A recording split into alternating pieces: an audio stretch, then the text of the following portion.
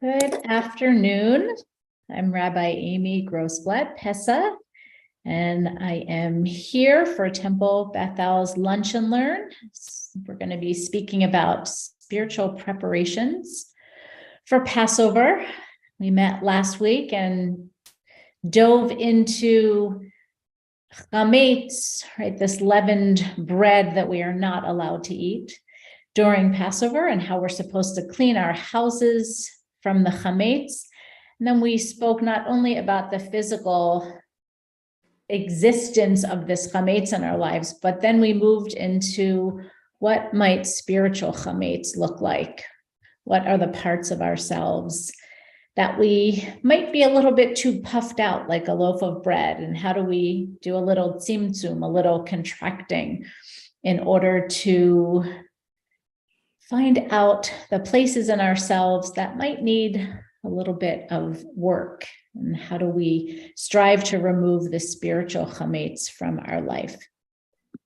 And so today, what we are going to look at is there's a couple pieces that I hope to get to. I always over-program and over-plan, so we'll see how much we get through, but I'm happy to share with you my resources, even if we don't get to all of them during this hour together.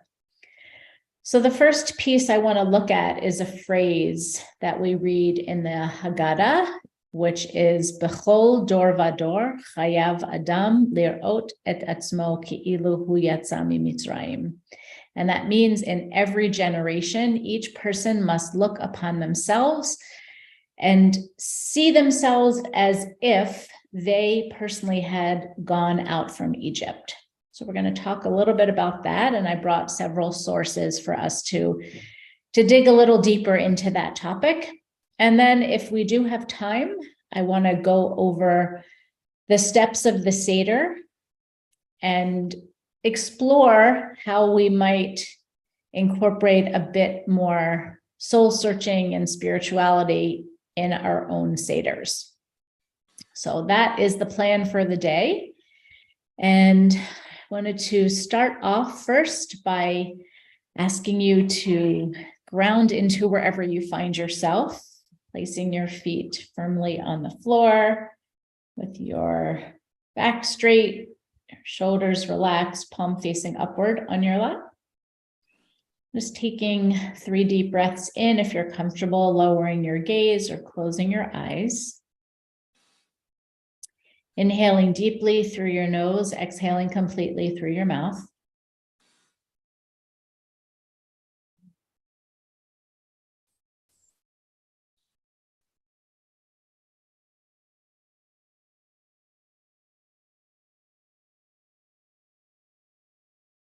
Die, die, die, die, die. Die, die, die, die, die, die. Die, die, die, die, die. Die, die, die, die. Die, die, die, die, die. Die, die, die, die, die. Yai dai dai dai, yai dai dai dai dai. One last breath in, inhaling deeply through your nose, exhaling completely through your mouth.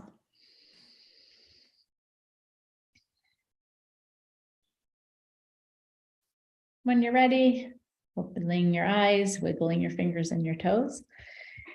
Coming back to our shared space. So where I would like to start us off, as I mentioned, is looking at some texts that relate to seeing ourselves as if we came out, if we went out from Egypt. So maybe actually before I put all my sources up, I want to ask you what that means for you. What does it mean to see yourself as if you personally came out of Egypt? You can always feel free to unmute yourself or write your thoughts in the chat. What might that mean? And why is that something that we are told to do? Right? Why isn't it enough to tell the story of our ancestors? Why are we told to actually see ourselves as if we ourselves were freed from Egypt? Yes, Judy. Well, I see the physical attributes. I picture us schlepping in the sand with sandals full of sand and dragging my kids who are already complaining. So you see like the physical nature, like, right? So in each generation, hi, Sophia, welcome. For reflecting on what we read in the Haggadah, in each generation, we are obligated to see ourselves as if we personally came out from Egypt. And the question that I was asking is, why is that something we are instructed to do? Like, what does it mean to see ourselves as if we came out personally from Egypt?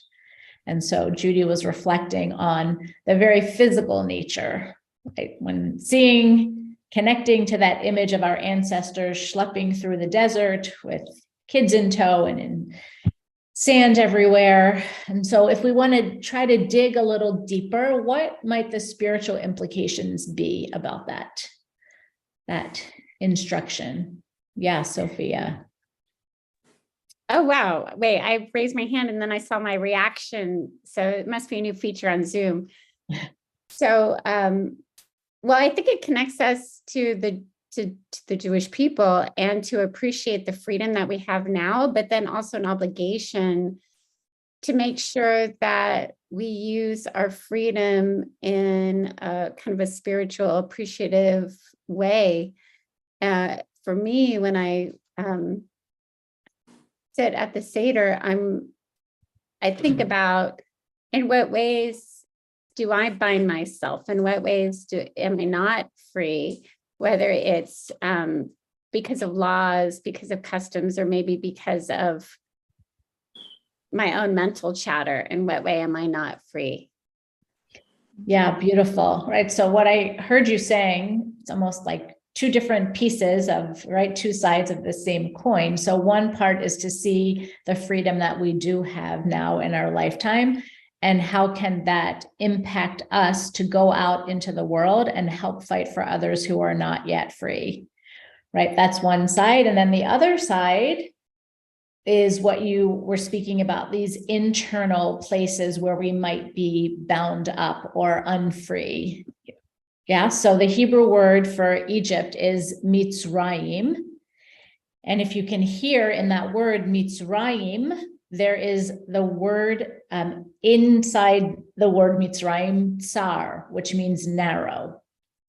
And so we have our own personal Mitzrayim, right? We have our own personal constraints and restraints. And where are those places in ourself that we are constrained, right? Maybe it's a belief that we've had about ourselves, right? I can't ever do fill in the blank, right? I'm never going to be an athlete. I can't ever figure out, like, this is my personal goal. I'm going to make it very public. Do I want to do this? Okay, yes, maybe. I want to train and I want to run a 5K. Like, that's something that I want to do. And the story that I've been telling myself for so many years is, that's not really you. You've never been an athlete. Yeah. And then I was like, you know what?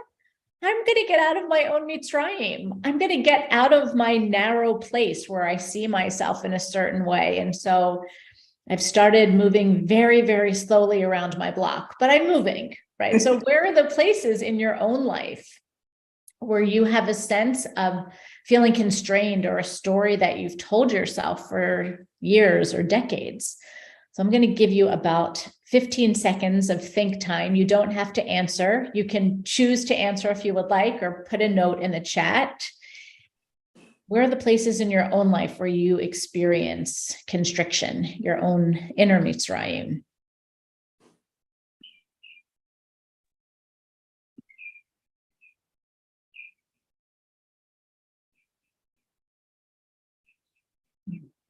Do you mind if I ask a couple of questions? Can you hear me?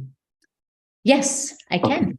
So I don't want to take you off topic, but my issue always is, when you go to see a film, you enter the theater, you watch it on Netflix, you sort of suspend belief. And I find my issues, in other words, so after all those years of slavery, right? And then Mount Sinai, and then the Torah is given. And inside the Torah is all these rules about slavery. So that's always, after escaping for freedom, and then there was the Parsha a couple of weeks ago where there's all these detailed rules about slavery and freeing slaves. And that, when I think about that too much, it doesn't allow me to think about that story. So there's that issue. The other one is, and I've always wondered about this because I dabble in cooking, and during the pandemic, everybody's making sourdough bread. And how do you make sourdough bread? It's all the yeast that's in the air. Right? You don't have to put any leavening in, and you make your bread and so on. So a culinary thing is, it's very easy to make bread. And I'm guessing that back in the day, it was like flatbread.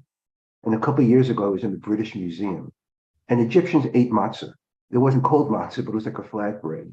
So I'm trying to separate out the beauty of the Haggadah as a story, and then the realities about how could there be slavery? Why is all that? And then what do you do about it? So that's kind of my juxtaposition. I can accept the story, but when you think about it a little bit, it's just after going through all of that, those are my questions. I don't want to take you off topic, but those are my kind of, issues. Yes, I hear you, and I want to respond. And so I'm sort of toggling between how to respond in a brief-ish way, because there is so much that I want to get to. I'm happy to try to stay on afterwards, and maybe we can talk it through a little bit more. Like I said, I didn't want to take you off topic, but you asked what do you think about? Yeah. And I think also living in Miami, having moved from New York and Sephardic and Ashkenazi, and there's so many foods that weren't around back in the day that, and all the things about what you can eat, what you can't eat. So that's a fascinating thing to me as well. Yes.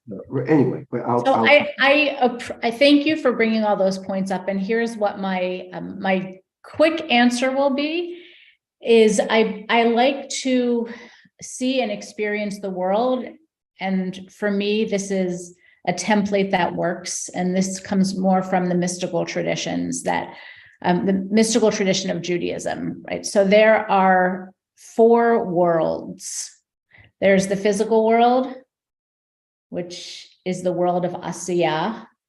There is the emotional world, which is the world of Yetzirah.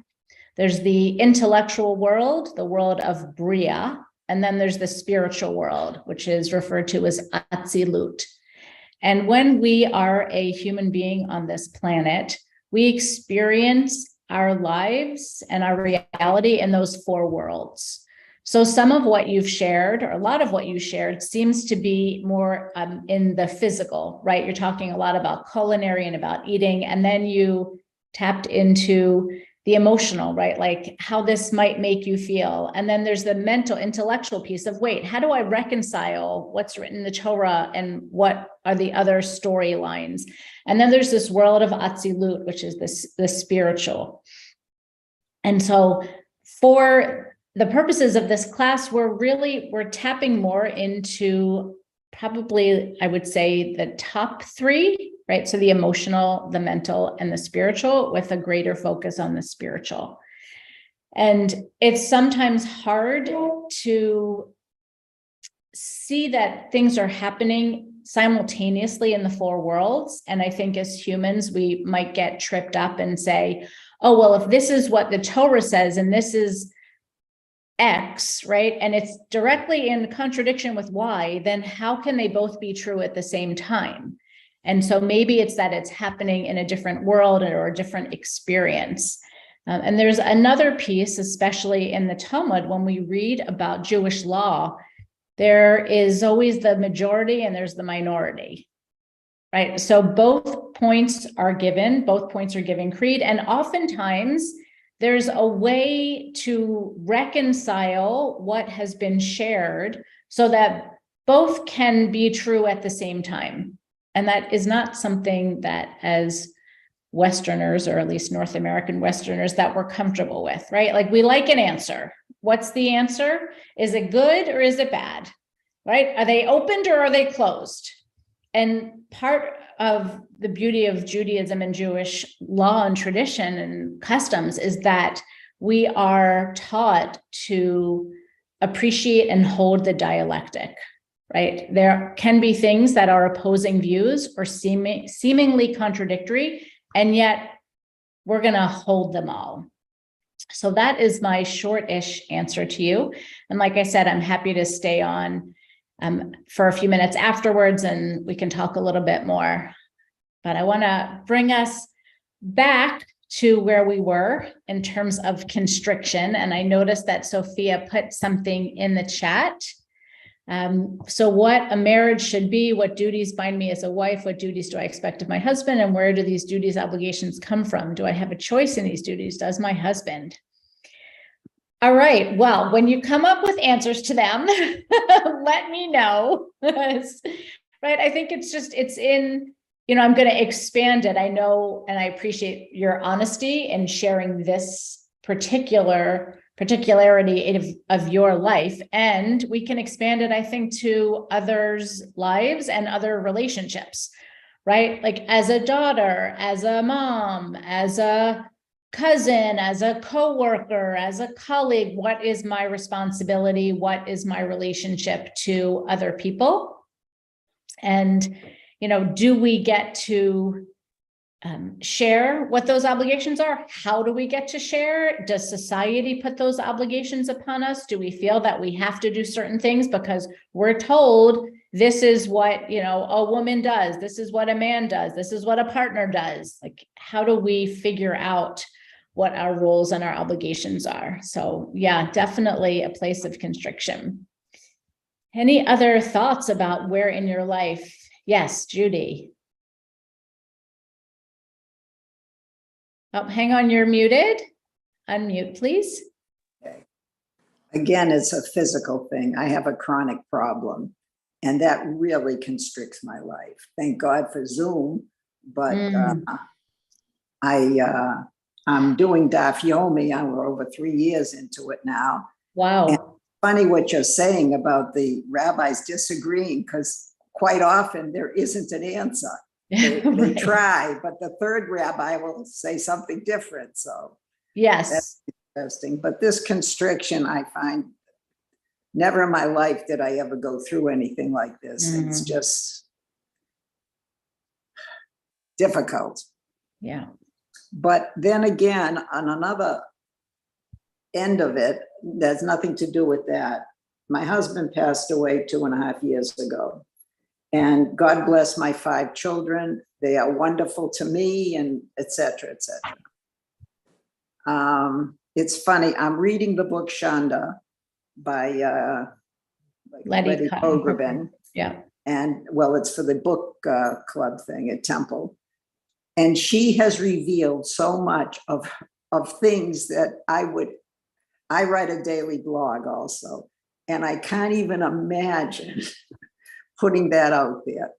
And I'm also in therapy. So yesterday, my therapist said, well, what is your problem with putting it out there? I said, well, it is. He said, are you ashamed? I said, it isn't just me. I don't want to taint their view of their father in any way. It's so that's a constraint too, but there's no way I could reveal what she's revealed about her life. Yeah. Yeah. I totally get that. And I understand. And I wonder if there's a way, since I do think realistically, right, for you, that constraint is something that needs to be there, and that you don't, for the protection of the other person, want to reveal information. And I wonder if there's a way for you to feel an inner freedom for you personally, right? Perhaps instead of, I have a constraint around this, I've made a decision to not, right? So that you are almost liberating yourself from the constraint by internally freeing yourself because you've made the decision. I don't know. I don't know if it works, but how are we able to, or are we able to try to free ourselves internally, even when it may feel that there's an external restriction or constriction or a narrowness? And I think, realistically, sometimes it might work and sometimes it might not. But the good news is we get Passover every year, so we can try again next year, right? Do you have any meditations how to free yourself from inside? I don't know, maybe. We can Another work time. on one. Yeah, We can come up with one. because I love that. I mean, okay, I can't do anything with the constrictions that exist, but if I could myself from that, oh, thank you, Amy, if I could do that. Yes, so maybe that'll be the next meditation that I lead. It will be after Passover, but I guess it's never too late to free ourselves. It probably is year-round work anyway. So I will make a note and we'll come up with, how to free ourselves or work towards that freedom internally. So let's look at a whole bunch of sources now. All right. Not sure what happened with this. There we go. Get rid of that. All right. So here is our preparation. I wanted to start us off as I looked at, I spoke a little bit earlier when Steve asked his questions about the four worlds and how do we, if we go to the bookends, right, the physical and the spiritual, how do we have a foot in each camp? So let's look at what this passage from the Babylonian Talmud says. Rabbi Eliezer says, a person has no way of fulfilling the mitzvah of a festival correctly, apart from either eating or drinking, thereby fulfilling the mitzvah of joy in a completely physical manner, or sitting and studying Torah, thereby emphasizing only the spiritual. And those who did not engage in Torah study to the fullest extent acted inappropriately. Okay, so what is he saying here, right? How do we fulfill the mitzvah of celebrating a festival? Passover is a festival, Sukkot is a festival, Shavuot, right? How do we have this fulfillment? Well, we can either eat, drink, and be merry, right? Or we can sit and study Torah. So this is what Rabbi Eliezer is proposing. And Rabbi Yehoshua comes along and says, well, no, wait a minute. There's not a need for such dichotomy. Rather, divide it in half. Half of the experience and time can go to God, Torah study, and the other half can go for yourselves. And you can engage in eating and drinking and other pleasurable activities. All right. Are you all seeing how this is being laid out? Right. So think about for your own observance of a festival, right? When you observe Passover, how much of it is a physical experience? The matzah, the 4 cups of grape juice or wine, the charoset, being at the Seder. How much of it is really focusing on Torah study and preparing and looking at texts beforehand and going to synagogue and praying and being grateful and expressing your faith and your gratitude in God for being free? Like, where are you? If you had to give yourself a split, okay, again, this is just for yourself to answer. Let's start with 100%, right? Imagine you have a pie, like divide your pie into how you observe Passover. Would you say it's 50-50? Is it 60-40? Is it 40-60? So take about 10 seconds and think about for yourself what your split would be.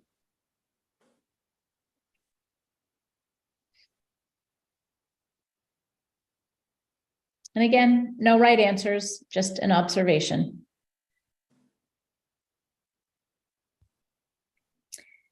So let's keep reading. So Rabbi Yochanan comes along and he says, so in both of these ideas, the physical celebration and the spiritual celebration, they derive their opinions from one verse. The two of them address the same apparent contradiction between two verses. So, and they do it in different, they resolve it in different ways. So one verse states, "It shall be a solemn assembly for the Lord your God." And that indicates a festival is dedicated to the service of God. And then there's another verse that says, "It shall be a solemn assembly before you," indicating a celebratory assembly for the Jewish people. So can somebody tell me in their own words, what is the difference between these two verses?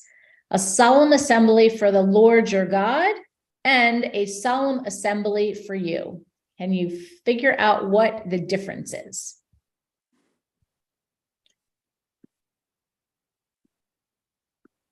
Sophia.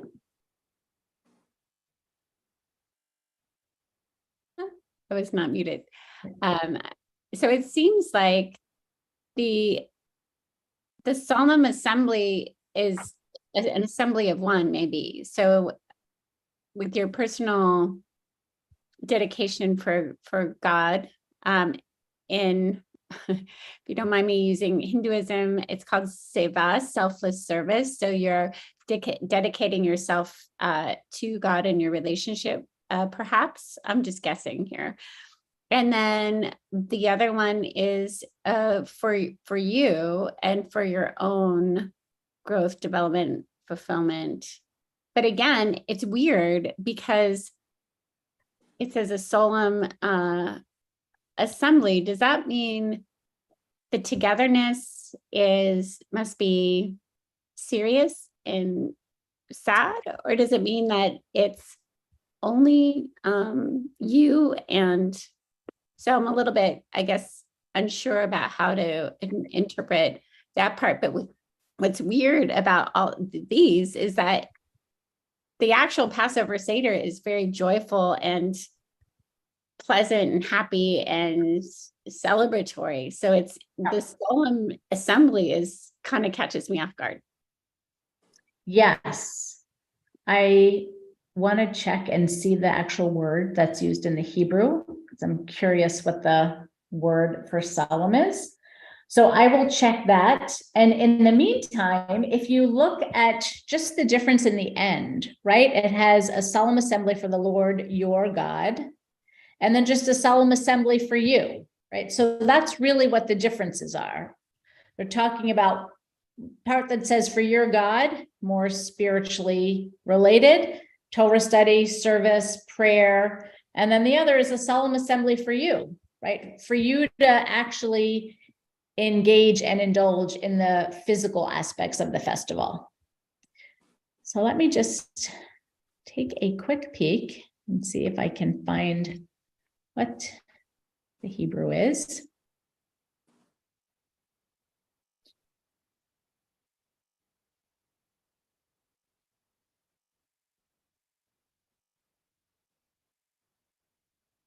All right, I'm not finding it super quickly, so I will. Yep, I'm going to continue and then I'll get back to you at the end of the session because I also have another answer to a question that you asked last week, Sophia. So I want to make sure that I get to that as well. So we have this physical and the spiritual. So how is this to be reconciled? Rabbi Eliezer holds that the two verses should be understood as offering a choice.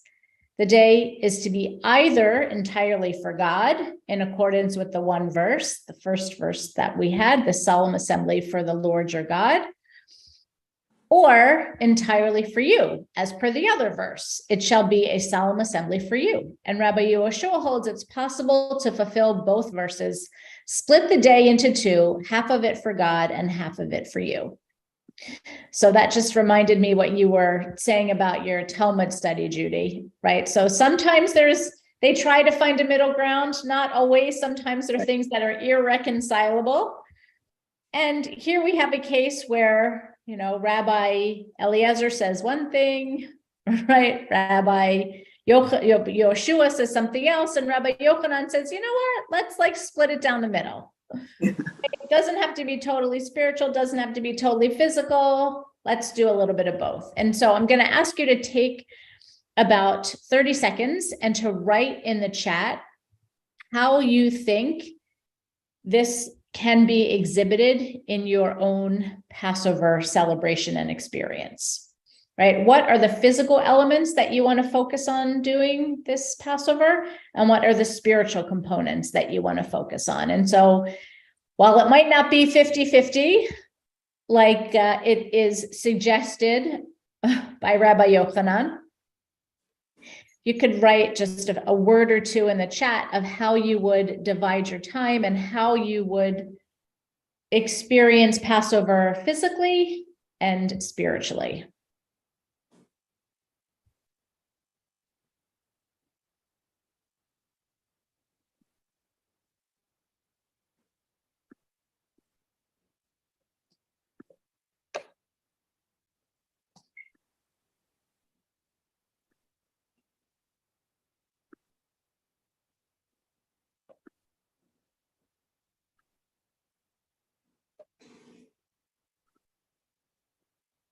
Let's see, nothing yet. I see typing. I see some thinking.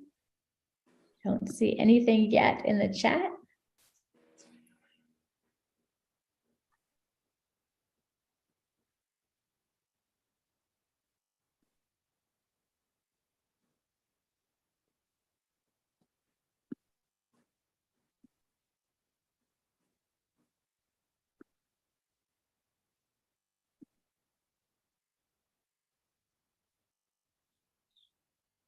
All right, adding a discussion during the Seder about participants feeling about our freedom from Egypt.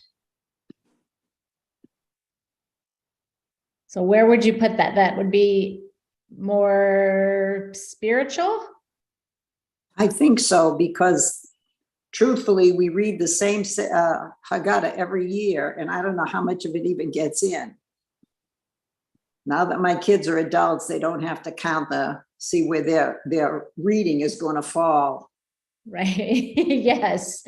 Yes. So prepare to make sure to know what paragraph you're going to be called on to read. Right. Yes. Exactly. All right, great. So you want to add this discussion to your Seder. Yes. And Judy said that it's the same when she's reading the Haggadah. It's physical and spiritual. Yeah. Because you're really going through, sometimes you're eating, right? And then you're pausing and reflecting and telling the story. Let's see, physical, attending a Seder, spirituality, good deeds, charity, clearing out the things that unnecessarily bind us. Excellent. And then Steve says there are those that choose to go to Passover programs and avoid all the work one has to do to celebrate Passover. Yes, ironically, there are several Passover programs in Sinai. Yeah, that would be cool. Head up to the mountain. I don't know if you're allowed to these days, maybe. All right, great. So just, thinking about your own preparation, how you're going to spiritually prepare yourself, how you're going to physically prepare yourself. And then, as we just read about in the Babylonian Talmud, how to celebrate Passover so it is in a balanced way, that it is both the physical and the spiritual. Now I want to take us to where we started, at least initially, with this passage, Bechol Dor Vador, Chayav Adam Le'erot et atzmo ki'ilu hu yatsa miMitzrayim. In every generation, a person is obligated to see oneself as if they left Egypt. And Nechama Leibovitz says the following, that according to Harav Kook, the exodus from Egypt was fundamentally the struggle of the Jew to overcome their secular nature and to achieve sanctity.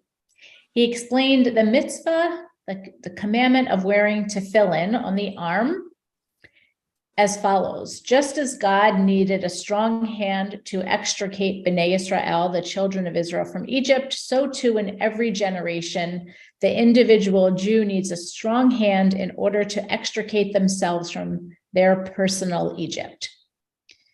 So we spoke a little bit about this. I was curious how you would feel about the first part of this teaching. So according to Rav Kook, what the Exodus is about is how the struggle of a Jew to overcome their secular nature and to achieve sanctity. So what were your thoughts about, do you find that to be accurate? Do you find that to be troubling? How do we balance the holy and the mundane in our own lives? And how do we use the analogy of God extricating the children of Israel with a strong hand? How do we need, or do we need a strong hand to extricate ourselves from the influences that surround us and that influence our lives? Sophia. Well, for me, it is going to the store and the secular nature is being able to buy whatever you want. And then to achieve sanctity, right? It's, well, I promise not to eat leavened bread. I want to keep the Sabbath holy, and our secular society, fights against that tendency. We have to really be intentional about keeping the Sabbath. I mean, for me, it's so easy. Oh, I'll just check my email, or, oh, I'll just, right. So on Saturday, I had to go get my car, and I was like, why am I doing this on Saturday? Why do I have to, and it's this constant struggle, it seems, to keep your Jewish life holy and have it fit into the secular world. So. Shamati, I hear you. Yes. Yeah, it's so true. I mean, or what you're saying really resonates. And then when my kids were younger, especially, I would almost play like a little bit of mind games, right? So I was very mindful that I did not want to do laundry on Shabbat. Right. Right. So that was my line in the sand. I was not going to do laundry. And then one of my kids got sick and threw up all over their sheets in their crib. And then I'm going, so is it really Shabbostic, right? Like Shabbat, good energy to be smelling like the vomit in my house, or do I just wash the sheets? Right. So there's like sort of those nuances and those gray lines. And I understand some people would make a different choice. They might put the sheet outside. Everybody is going to do what they feel comfortable with in where we are in the Jewish world, meaning our community here at Bethel especially. And for me, I capitulated and I said, you know what, this is one of these exceptions. I'm not going to do this on a regular basis. I don't know if it's going to happen again. I don't have extra sheets, right? It was like I had 2 sets and that was it. But so how do we really be able to be like a willow, right? Like flexible and be bending based on our life circumstances, and really be conscious and mindful of not wanting to get dragged into our secular society so that we can strive and hopefully attain a level of kedusha, of holiness. And I think it's a good, really, really hard, good point that you brought up. Yeah, Judy. I couldn't agree more. That's the beauty of Reform Judaism, because we can question. And I think just your illustration, I think is 100% correct. I don't do washing on Shabbat. I don't do this, I don't do that. But, my daughters will call me, we're going such and such. Do you want to come with us? So, you got to make a decision. Yeah. Honestly, I've been Orthodox, I've been conservative, and I've been Reformed. And the differences are enormous, especially with the Orthodox, there's no question.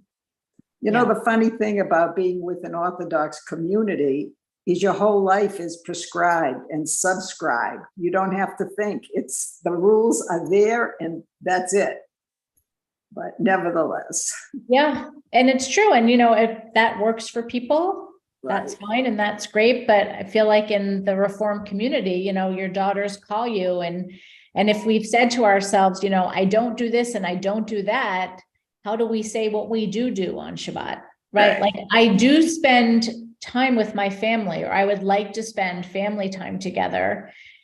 And if I don't want to use a car and drive, and I do want to see my family, then there's a conflict, right? There's almost like this ethical dilemma.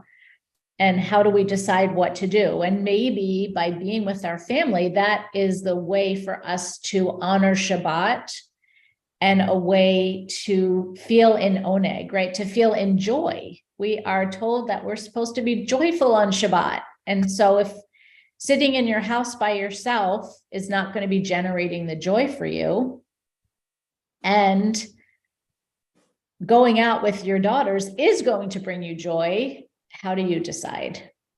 So I'd like to respond to some things that were said. Again, I don't want to take you out of to left field, but Shabbat, I think, has always been Shabbat. You light the candles, you have the challah, and you have the Shabbat meal. That hasn't changed. I speak to my grandparents and once upon a time, 20, 30 years ago, now you go to the supermarket and you have 20 different kinds of matzah. You have bread, cake, cookies. So it's almost not like Passover, because you almost can eat the same things that you have. And I'm just wondering, in terms of back in the day, there was maybe Manischewitz matzah or the and that was it. Who heard of cookies and all these things that make it what's so different about Passover? Shabbat has always been Shabbat, right? You maybe have a different flavor challah, but it's still a challah. But I think it's so interesting, and if you're a certain age, you go to the supermarket and you see all these Passover products from around the world. And so, and is that Passover, or is it we have to make your own things and one kind of matzah and all the cleaning? So I think the physical aspect of that, Passover, it used to be different, right? When I talked to my relatives about what you had to do and you couldn't wait for it to be over. But now that you can have Passover bread and cake and all that, it's is that really Passover? That's a great point.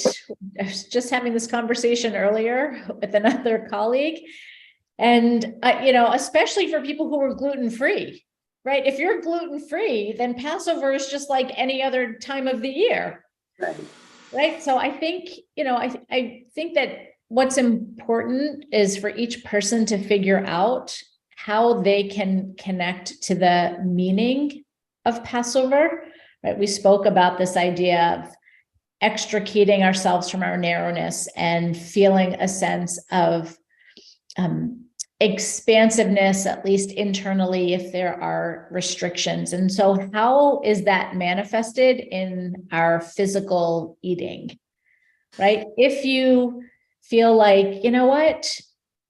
there's something that just doesn't feel right about having a fluffed up, delicious Passover cookie or a cake, right? I don't know. For me, there's always a taste of cardboard in those cakes. That's just my personal palate.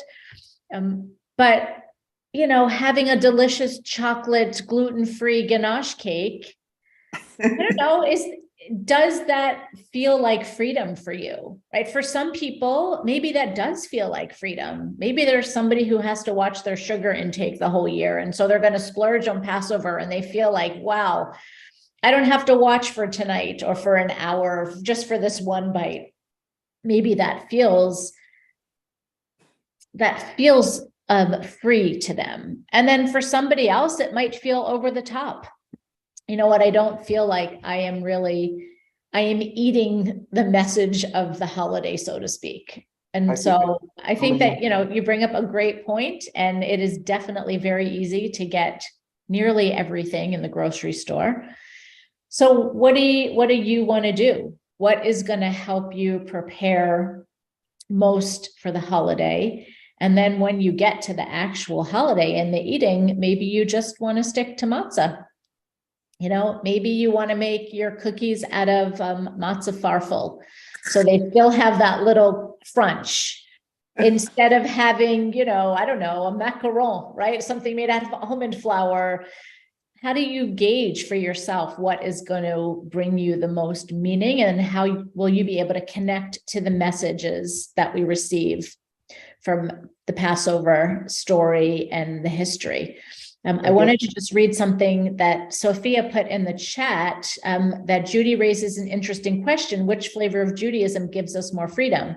Because having to choose in a way is also a constriction. So I just thought that was such a beautiful question, because oftentimes we don't see it that way, right? We spoke a little bit about this last time, about, how do we get rid of our chametz, and having so many choices that sometimes it's overwhelming, right? It's like, just tell me what to do. That's actually freeing for me, right? Somebody says to me, where do you want to go for dinner? Or what do you want to do? I'm like, you make the decision. No, where do I'm like, no, I make so many decisions in my life, just decide for me. So sometimes there really is an element of being free when somebody else is making a decision for us or telling us what to do. Oh, thanks for bringing that point up. We have a few more texts to look at. So I love this quote from Rabbi Nachman of Bratslav: the exodus from Egypt occurs in every human being, in every era, in every year, and even on every day. So how do we work? This goes back to Judy's question about a meditation that sets ourselves internally free. Right? If we're looking at the exodus from Egypt and this redemption from Egypt, and that we are moving from a place of narrowness, Mitzrayim, right? And the image, which I think is so beautiful, and I've heard over the years, is if you remember, we were standing at the Sea of Reeds. We had told we could leave Egypt, and there was the sea, right? And it parts by this miracle. And that almost becomes like a birth canal. Right. And then we are freed on the other side when we get to the land of Eretz Israel, of Israel. So we're going from this place of constriction through a birth canal into freedom. And so this redemption from slavery to freedom can be seen, according to Rabbi Nachman, in every human being, in every era, in every year, and even on every day. So what are the places in your life? Maybe, Judy, I hope you have more than an hour pain-free, but maybe that is a moment, a day in your life, an hour in your life where you can feel a sense of freedom just for a moment. Somebody else is having a challenging situation with a child and everything turns out fine and you have a peaceful dinner. Well, maybe that feels like a bit of redemption, right? A bit of moving into a place of freedom. So a question, an assignment, if you're willing to take it, to look at your own life. And as you prepare for Passover for the next couple weeks, looking at your life, and where can you find those Exodus from Egypt moments? Where do you find a moving from a narrowness through a birth canal into a fuller sense of freedom and openness, expansiveness? So we're going to look at this one last source.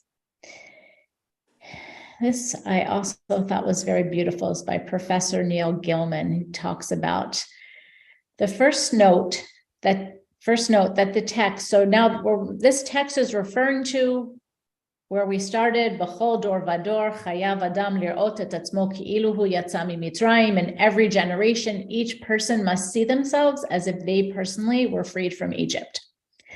So first note that it does not say every Jew must see him or herself, themselves coming out of Egypt, but rather everyone, every individual. The Hebrew word is Adam, right? B'chol dor vador chayav Adam. A human, a person is obligated, which is gender neutral, right? It just means a human being. So the liberation from Egypt has universal significance that extends beyond Jewish history. That is why the Exodus theme has been taken up by oppressed peoples everywhere on the earth. It explains why there are Haggadot that tell the stories of other communities' liberations, their own oppression, Black Haggadot, feminist Haggadot, secular Israeli Haggadot, and the rest.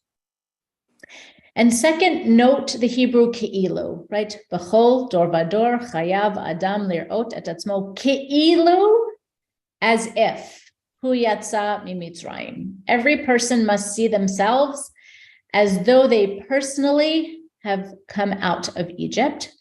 The as though, right, the word for that is ke'ilu, implies the author's awareness that there is hyperbole in this claim.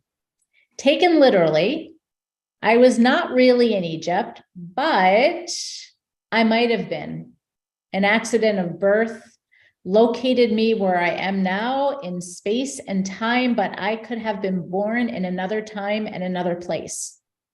And more importantly, I must learn to see myself as though I was there by the virtue of my communal memory. Memory is what knits together the generations. Memory creates the possibility of continuity in history. Memory creates community. So, thoughts, responses, reflections. Do you need to read it through on your own for another minute or so? I know everybody learns differently, so I'll go silent for about another 30 seconds, let you do another read on your own and then comment.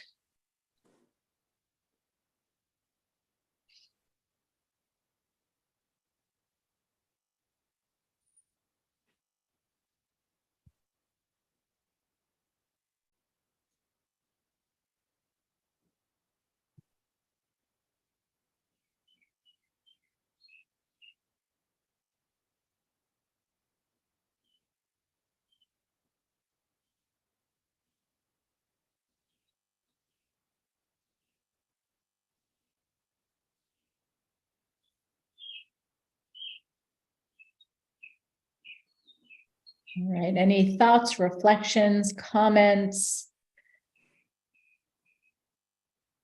If not, we will keep moving.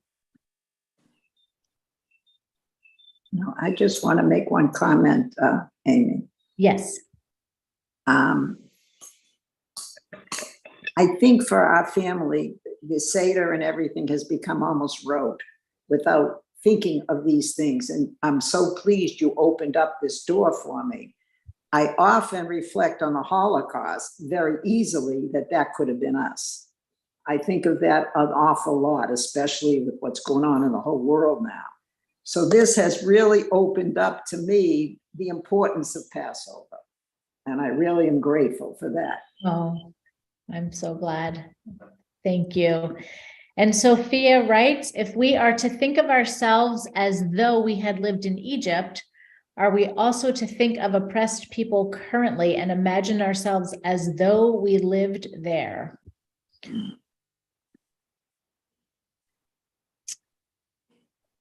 going to let you try to answer that one. That's a real, I mean, for me personally, I would need to think about that longer than to give you the kind of response that I would feel comfortable with. I really need to think about that. I wonder, the first thought that comes to me is empathy or sympathy. Like sympathy, I feel like is different than empathy. And this really, I think what we're being asked to do is to approach not only our history, but our role in the world and how we can be there to support others from a place of empathy. And I'm unsure if one can feel that unless you've truly been in the situation or have been very open to hearing and witnessing other stories in a way that enters your heart so deeply that you feel ke'ilu, as if. So I just want to give an example. We are called to, actually on high holidays, right? We are called to give canned goods.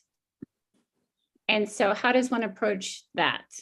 Do you just go into your pantry and just pick out everything that you just didn't use that are kind of almost expired, and they're like, oh yeah, I'll give this to? Or do you think, okay, imagine as though I am receiving these canned goods. Imagine I am the single parent with 3 children. Imagine that I am a retired or maybe an elderly person living on limited income that cannot afford to buy food, what should those cans be? And I think that as though helps us perform the other mitzvot throughout the year. Yeah, beautiful. Yes. Right. It's bringing a certain sense, a certain level of mindfulness and also curiosity and inquiry. Right. I feel like oftentimes when we look at other people, it's about, oh, well, it's more judgment, or they did this, or why didn't they do this? And I think that's not what we're being asked to do. Right. We're being asked to see the other person as created in the image of God. It's a level of divinity and coming from a place of curiosity, right? Like, how can I best support you? How can you share your story with me so that I can respond in a way that you need, not in a way that I want? So, yeah, great. Thank you. Wonderful question. So I see that we have 5 minutes left and I have like another hour or two of material. So here's what I'm going to do very quickly. And again, I'm happy to send this to you. Please. I wanted to just share with you a piece that I had written many years ago, and it's called A Seder Host's Companion. And what my intention was to take each step of the Seder and to go deeper and to have people think about what this part of the Seder really means. So I'm going to give you an example, Kadesh, right? We start by reciting the blessing over the wine, sanctifying the time. So then asking people, think of an experience in which time felt sacred. Where were you? What were you doing? How did you feel? How long ago was it? Identify these feelings and imagine you might be able to re-experience these emotions more frequently. So it's situating us, connecting us to our history and our people.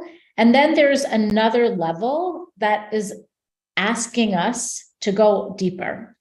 Right? I'm going to think about the Kadesh. I'm going to recite the blessing over the wine, going to say these words in Hebrew or in English, and then I'm going to pause and I'm going to have a discussion either internally, depending on how the Seder is being led, or with the people around your table, right? Let's talk about a time when you were in holy time, Kadesh, right? There was this sacred moment. What was that like? Oh, okay. Like in our mind's eye, can we go back there? Great. How would you really take a glass of whatever, grape juice, wine, depending on what you're drinking, l'chaim, and like have a l'chaim, a to life moment for that moment in time? Moving along to orchatz, right? We wash our hands. So doing this ritual hand washing and then thinking about the following. Is there a situation or a relationship that makes you well up, pun intended, due to a lack of justice? What might you do to help rectify a situation? How can you bring more righteousness to the table and ameliorate the situation or the relationship, right? So it's using this image of water, welling up of justice. There's a specific line from the book of Amos, Vayigal kamay mishpat utzdaka kanachal etan. Let justice well up as waters and righteousness as a mighty stream. So sticking with this imagery of water, connecting it to justice, having a conversation with the people who are at your Seder, or you could go through this by yourself and just think about your own answers. And the last one, I'm going to stop after this third one, is karpas, when we eat a green vegetable, representative of spring and the spring festival. Passover is also referred to as Chag HaAviv. Envision your favorite green place, a forest, an arboretum, your backyard, a park, a beautiful tree. Hold this image in your mind's eye and focus on the rebirth in nature. Blossoming of the flowers or growing of the fruit. What is waiting in blossom for you? What is waiting to emerge?